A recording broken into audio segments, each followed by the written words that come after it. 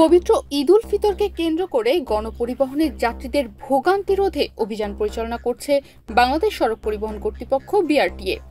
রাজধানীর সায়দাবাদ, গাবতলী, ফুলবাড়িয়া ও মহাখালী বাস টার্মিনালে নির্বাহী ম্যাজিস্ট্রেট মোবাইল কোর্ট পরিচালনা করেন।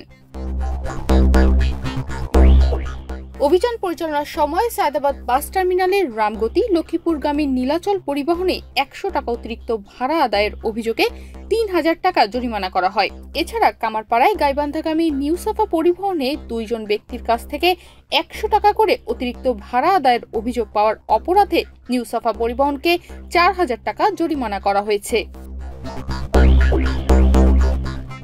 অপরদিকে ভাড়া তালিকা না থাকায় মিরপুর ডিলিং নীলাচল পরিবহনকে ৪,০০০ টাকা জরিমানা করেছে mobile court.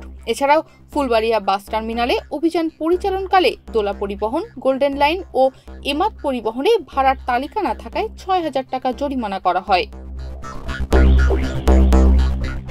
Mobile court পরিচালনাকালে Gabtali ও মহাখালী বাস টার্মিনালে প্রতিটি কাউন্টারে ভাড়ার তালিকা পাওয়া যায় এবং যাত্রীদের কাছ থেকে অতিরিক্ত ভাড়া আদায়ের কোনো অভিযোগ পাওয়া যায়নি। ঈদ যাত্রায় বাসে বাড়তি ভাড়া আদায়ের ঘটনা নতুন কিছু নয়। বাড়তি বাস ভাড়া প্রতিরোধে প্রতিবারের ন্যায় এবারও বিআরটিএ নেতৃত্বে টাস্কফোর্স গঠন করা হয়েছে। সে অনুযায়ী মালিক, শ্রমিক সহ বিআরটিএ প্রতিনিধি দলের সমন্বয়ে মাঠে অভিযান শুরু হয়েছে। যাত্রীদের দাবি, ঈদযাত্রার শেষ মুহূর্তে ভাড়ার বাড়াবাড়ি যেন প্রতিরোধ করা যায়, তেমনি সড়ক দুর্ঘটনা রোধে সড়ক মহাসড়কে লক্কর ঝক্কর যানবাহন চলাচল রোধে কার্যকর পদক্ষেপ নেওয়ার দাবি সব পক্ষের। তনিমা রহমান, বাংলাদেশ প্রতিদিন।